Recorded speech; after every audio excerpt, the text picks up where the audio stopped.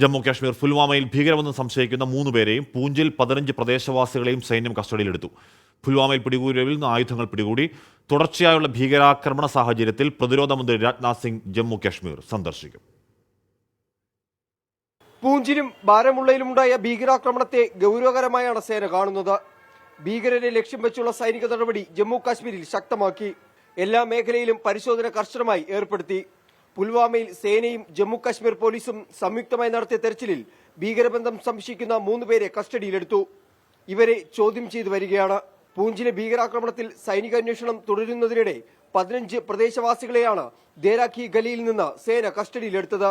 പ്രാദേശിക സഹായം ലഭിക്കാതെ ഭീകരപ്രവർത്തനം നടത്താൻ കഴിയില്ല എന്നുള്ള വിലയിരുത്തലിലാണ് സൈന്യം. സുരക്ഷാ സാഹചര്യം വിലയിരുത്താൻ പ്രതിരോധ മന്ത്രി രാജ്നാഥ് സിംഗ് ജമ്മു കാശ്മീർ സന്ദർശിക്കും.